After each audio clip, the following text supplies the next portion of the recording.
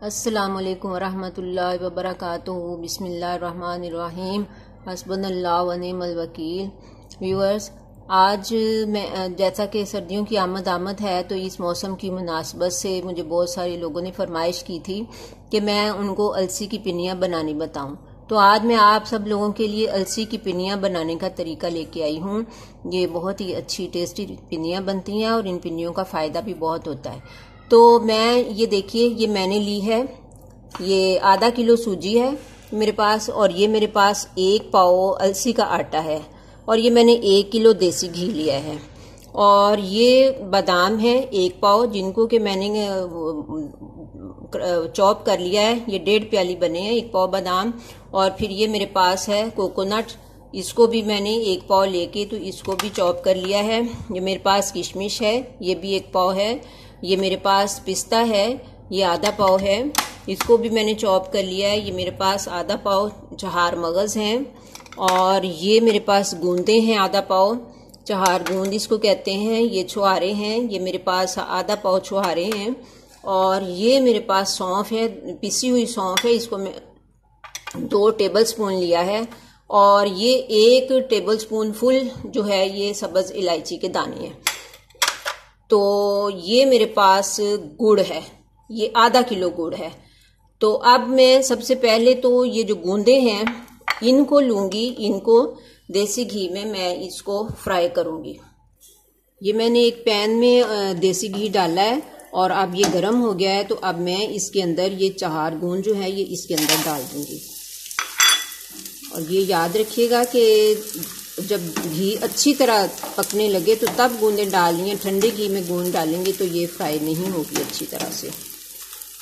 ये देखिए, ये सारी जो गूंदें हैं ये फूल गई हैं, और इनको मैं अब इसमें निकाल लूँगी, इनको छन्नी में छान लूँगी। ये मैंने गूंदों को स्टेन कर लिया है। अब घी अलग हो गया और ये गूंदें अलग हो गई, और इनको अब मैं चॉप कर लूँ। ये मैंने वो स्टेन किया हुआ घी इसमें डाल लिया पैन में, और अब मैं इसी घी के अंदर ये सूजी जो है इसको भूनूंगी। सबसे पहले सूजी को भूनना है, और इसके बाद फिर हम स्टेप बाय स्टेप चीज़ें जो हैं वो इसके अंदर डालते जाएंगे।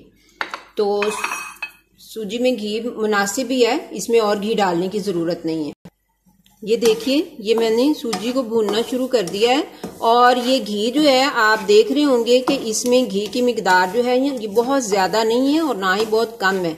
अलबत्ता कोई और मज़ीद डालना चाहे तो ये थोड़ा सा 1 चम्मच से भी ज़रा कम ये ले लें आप, और अगर आप डालना चाहें तो बस इतना सा आप घी और इसमें डाल दें। तो आपकी सूजी जब अच्छी तरह भुनने के करीब हो जाएगी तो फिर मैं आपको बताऊंगी कि इसमें अब क्या क्या चीज़ें ऐड करनी है। व्यूअर्स, एक चूल्हे पे हमारी सूजी भुन रही है, और अब दूसरे चूल्हे पे हम ऐसा करेंगे कि इसमें ये एक सॉस पैन में मैंने गुड़ डाल दिया है, और इसमें मैं एक तकरीबन आधा चम्मच जो है ये मैं घी डाल दूंगी, और आधा कप जो है वो मैं पानी का डाल दूंगी, और इसकी हम चाश तैयार कर लेंगे पिनियों में डालने के लिए। ये मेरी सूजी जो है ये भुन गई है। अब मैं इसका जरा सा दाना लेके तो चख के देखूंगी कि वो कड़कड़ा गया है या नहीं। ये अब इसका दाना कड़कड़ा गया है। अब इसके अंदर मैं ये सब्ज़ इलायची डालूंगी, और इसके साथ ही मैं ये अलसी का आटा डाल दूंगी, और अब इसको भी खूब अच्छी तरह से हमने भूनना है। अलसी के आटे को इसके अंदर डाल के, तो इलायची दाने को डाल के, तो अब इसको भी खूब अच्छी तरह से भूनना है। और अगर इसमें घी ज़रा कम लगे तो थोड़ा सा घी ऐड कर सकते हैं, क्योंकि अलसी डालने से फिर वो उसकी क्वांटिटी कम हो गई है। तो मैं भी थोड़ा सा डाल लेती हूँ। ये 1 चम्मच मैंने घी ऐड कर दिया इसमें, सिर्फ 1 चम्मच, ज़्यादा नहीं। अब ये हमारी जो सूजी और अलसी का आटा है ये भुनने के करीब हो चुका है।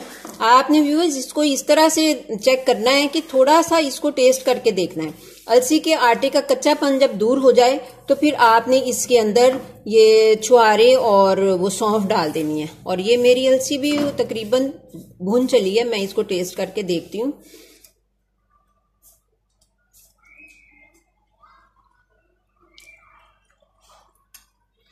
बिल्कुल लो फ्लेम पे आपने इनको भूनना है। और मेरा ख्याल है कि ये हो गई है, कड़कड़ाने लग गई। जब ये कड़कड़ाने लग जाए और अलसी का कच्चापन जो है वो मुंह में नहीं महसूस हो, तो फिर अब आप इसके अंदर, अब ये आप ये देखें, ये छुआरे थे जो जिनको मैंने चॉप कर लिया था, ये इसके अंदर डाल दिए मैंने। और ये मेरे पास सौंफ थी 2 टेबल स्पून, ये भी इसके अंदर डालूंगी। और अब मैं इसको फिर से अच्छी तरह भून लूंगी। ये मेरा अलसी सूजी का आटा भून के अच्छी तरह से तैयार हो चुका है। अब मैंने इसको नीचे उतार लिया चूल्हे से। अब मैं इसके अंदर बाकी का सारा ड्राई फ्रूट जो है वो इसमें ऐड कर दूंगी। ये देखिए, ये मैंने इसके अंदर ये भी ऐड कर दिया, किशमिश को, ये पिस्ता है और ये बादाम है, ये 1.5 प्याली बादाम है मेरे पास, ये मैंने सारे इसमें ऐड कर दिए। ये मेरे पास मगज़ हैं, इनको भी मैंने ऐड कर दिया। ये मगज़ को ना भून लिया था, पहले घी में फ्राई कर लिया था, मुझे बताना याद नहीं रहा, तो इसको भी घी में फ्राई ज़रूर करते हैं। तो ये भी मैंने इसमें ऐड कर दिए। और ये जो है मेरे पास कोकोनट है, इसको फ्राई नहीं किया हुआ, ये और किसी चीज़ को फ्राई नहीं किया, सिर्फ मगज़ बादाम, ये चहार मगज़ जो है उनको फ्राई करना और चहार गूंद को फ्राई करना, ये भी मैंने इसमें ऐड कर दिया। अब हम इन सबको मिक्स कर लेंगे। अब ये चहार गूंद भी मैं इसके अंदर ऐड कर देती हूँ। तो ये मेरा जितना ड्राई फ्रूट था ये सारे का सारा इसके अंदर ऐड हो गया। अब इसको अच्छी तरह मिक्स करके तो फिर इसके अंदर गुड़ की चाश डालेंगे। और अगर आप लोग चाहें, जो जिसका दिल चाहे वो चीनी की चाश भी बना सकता है, कोई गुड़ की जरूरी नहीं है। अब मैं इसके अंदर वो चाशनी डाल दूंगी जो मैंने गुड़ की बनाई है। सारा ड्राई फ्रूट मैंने सूजी के अंदर, अलसी के अंदर मिक्स कर लिया है। और अब मैं इसको मिक्स करके चाशनी डाल के तो फिर हम इंशाल्लाह इसकी पिन्नियां बनाएंगे।